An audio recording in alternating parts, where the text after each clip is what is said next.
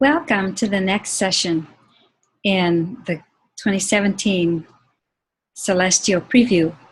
We're going to talk about the galactic center in your charts, locating how this particular transit is affecting you.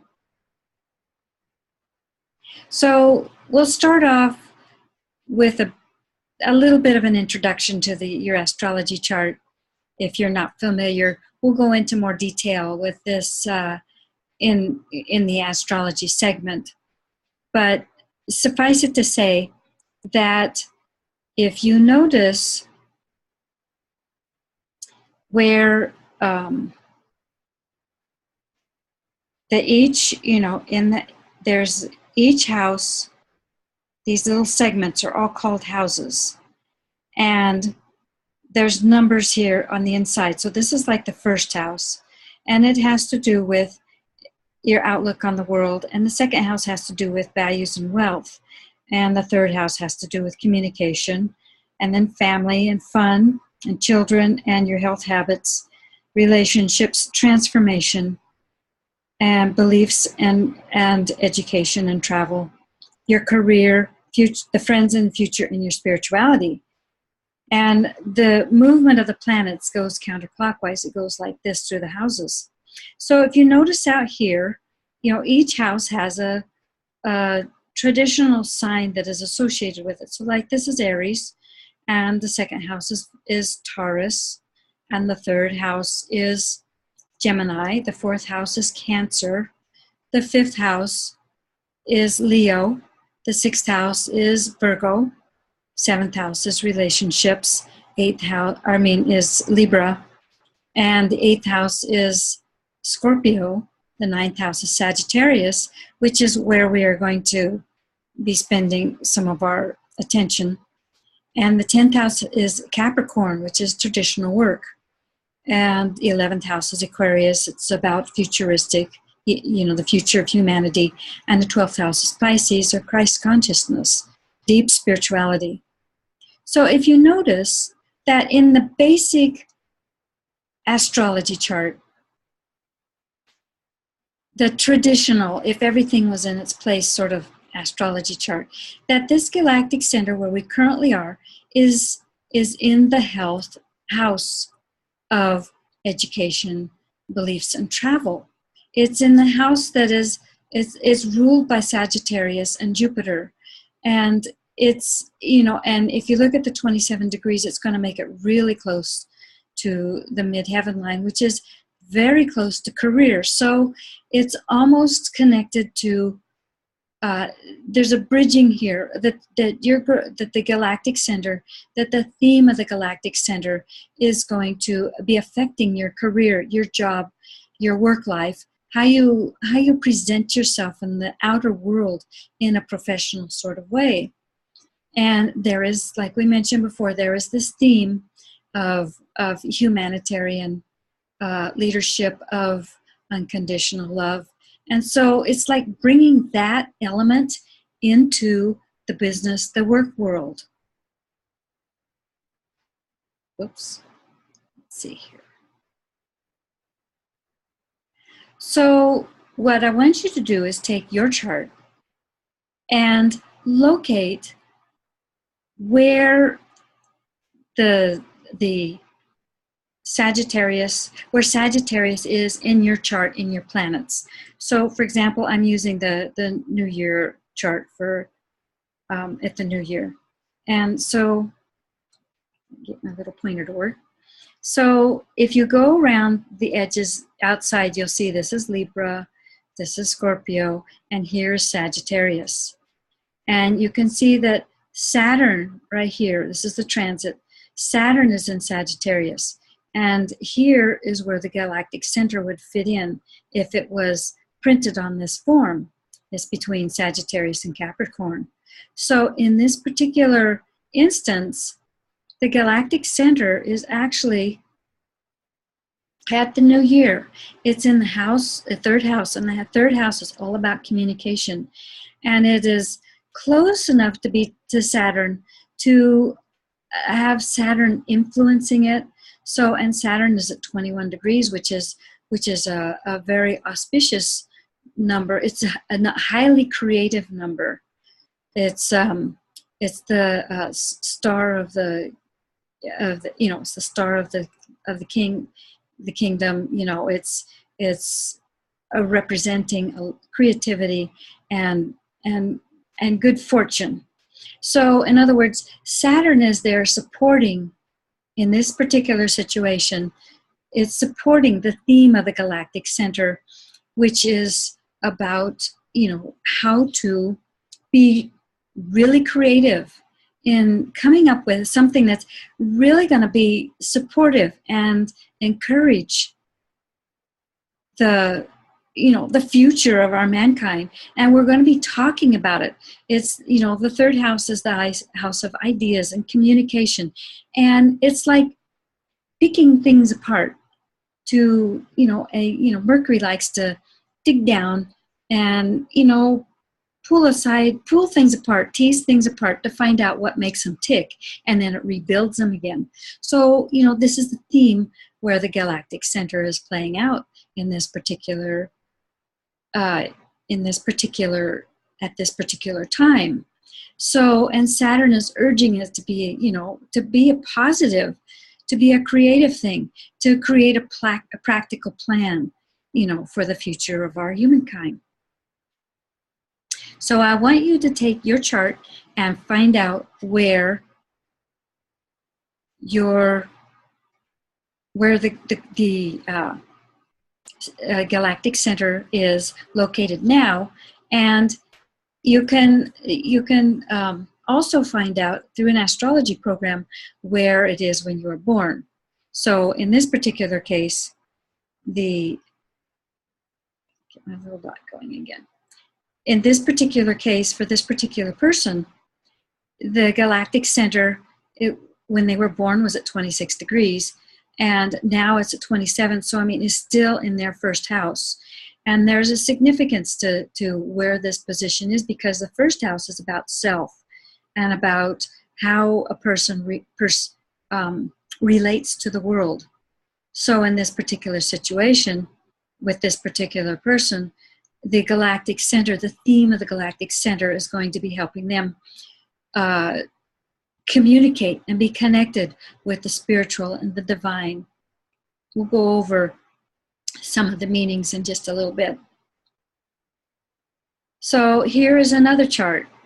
It doesn't have Sagittarius in it. See, this is the house where Sagittarius would be. This is is not numbered, but this is the 8th house. So Sagittarius would be, close to the cusp of moving into Capricorn, which Capricorn is about traditions and long-term plans and that have worked, and belief systems that have worked for ages. And so what we're trying to do is shift those long-term traditions into something that's a little more beneficial to humankind. And so, but in your chart, you may have you may not have any planets that are associated with Sagittarius, and so you need to look around the outer edge here to find where this symbol is, the symbol for Sagittarius, and then kind of guesstimate where that position would be in that house. So in this particular house, it's the 8th house. The theme is going to be about bringing transformation into the spiritual world. And here's another chart. It's here again, it's different, but take a look at where the 27 degrees would be. See, here's Uranus at 19, and here is her midheaven, which has to do, this is the 10th house of career and professional life. And for this person, the galactic center is right on her midheaven. So it's like for her, this this particular transit, these transits that she's been in, ever since it turned to 27. And actually when she was born, it was very close to, it was like right here in 26. So, I mean, it was like adjacent. It was conjunct this. So for this particular person, her work world is all about bringing in bringing in new spiritual beliefs and presenting it a new form of a new way of thinking in the work world, in the professions, in the business.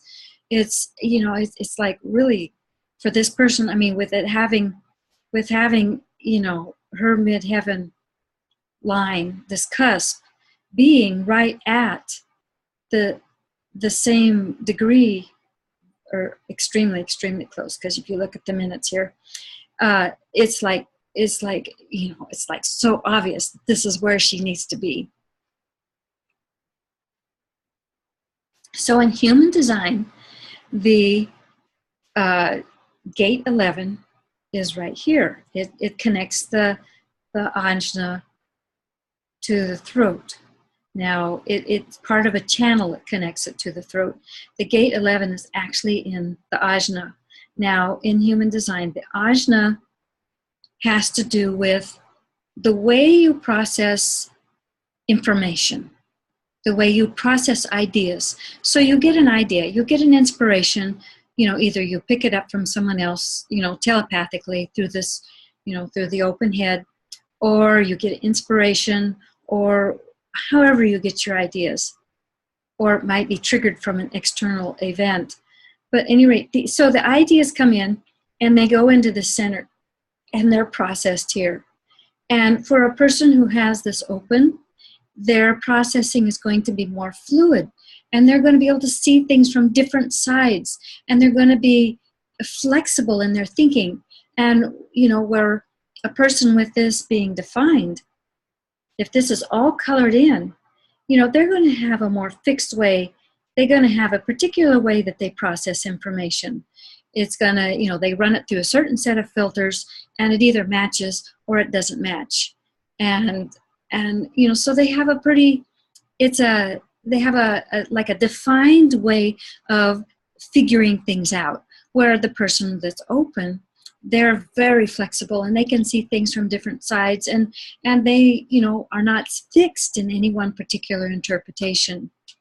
So when you have the gate 11, and the gate 11 is all about ideas, and it's about seeking the answers. And so it can be a very troublesome gate, in that you have a million ideas and you don't know what to do with them, and you don't know which ones are right. And depending on the other sequences in your chart, you know, you may feel a lot of pressure that you've got to do all these ideas, but you don't have the energy to do it, and you just drive yourself to burnout to try and get all your ideas done. Well, that's not really the best plan. And that's not really the highest use of this particular gate. And Saturn is going to be in this particular gate. It's in it now, and it's going to move from that gate to the gate of honesty. So it's like we're playing this bouncing bouncing theme of, what are the ideas? Now, can you be honest about your ideas, and what ideas are going to work for you, or for the betterment of all those around you? There's this whole theme of instead of looking inward to better yourself, it's like the theme is including yourself and everyone else. So it's in and an outward. So it's balancing that inward and outward theme. So take a look in your chart and see where locate this gate, and what is it doing? Is it colored in, or is it white? So in this particular chart, the gate is white, which means that you are more flexible in your ideas. You don't feel quite so much pressure to take action on all your ideas, but they're there. I mean, with this transit, you're going to have a little bit of a taste. You're going to have some inspirational ideas that are going to come. And and you know, you're going to need to kind of like sort them out, but it's, you know, they're not going to be so glaringly obvious. I mean, it's like um, it's like the analogy that Karen uses is going to the river and getting a cup full of water, versus the person who has this channel defined gets buckets and buckets, and then they don't know what to do with it.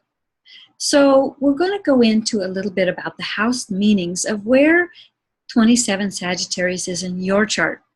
So if it's in the first chart, you're going to feel like you're ahead of your time, that you're kind of, you know, you're like the pioneer, and you know you're here to do something important, but maybe you know if the rest of your chart is going to be what's kind of going to help you define it.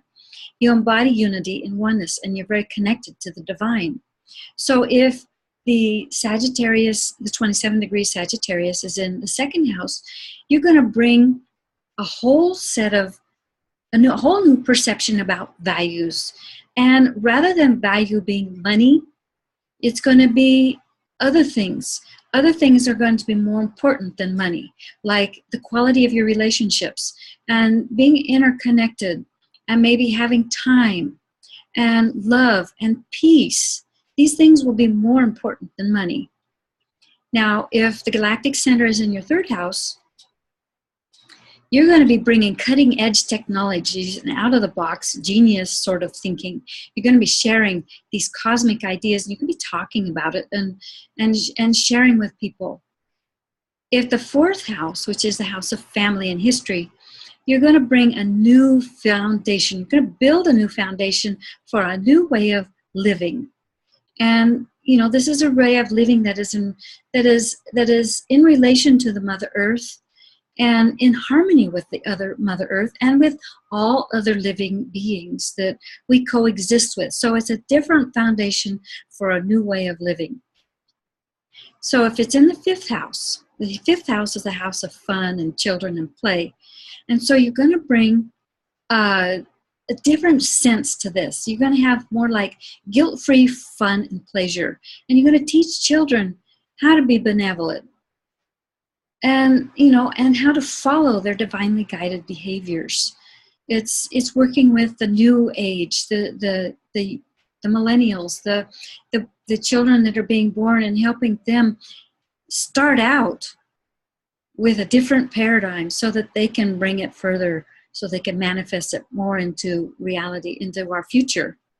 The sixth house has to do with healing and environment and your daily practices. So if the galactic center is in the sixth house, it's going to, you know, be working with healers. You're going to be more of a healer and a teacher, but it's a teacher for bringing balance between all the living systems and, you know, and Earth Mother, and is bringing balance between how you do your work and how you take care of yourself and, you know, your spiritual practices.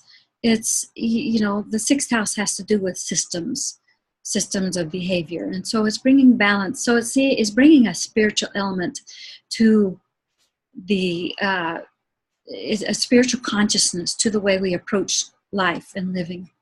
The seventh house is about relationships, so it's really about honest, deep communication in your relationships that bring peace and bring harmony and bring balance. The eighth house is about transformation. So the big thing about the eighth house is it's about life, death, and rebirth, and sexuality, and some of those taboo things. So when the galactic center is in the eighth house, it's going to be, you know, you're going to be transforming people's perceptions about death and make it more a rite of passage rather than something to be feared. And, you know, and sex is not just something to procreate and maybe have power over another person, a dominance thing, but it's a union of two souls that unite and, you know, make a bigger, better energy. The ninth house, which is the house of wisdom, is is you're going to be, you know, the receiver of divine wisdom. You're going to be like a cosmic citizen. You're going to be, you know, it's the house of travel and beliefs. And so, you know, you're going to be more familiar or conscious or aware or able to do like off-world communication, like with, you know, the otherworldly beings, or communicate with ETs. I mean, that sort of thing. The 10th house, which is the house of career, is, you know, creating a professional career that's based upon what is true for you. In other words, it's all about authenticity. And, you know, and you're there to show others how to stand in their own unique authority and be successful in the work business world.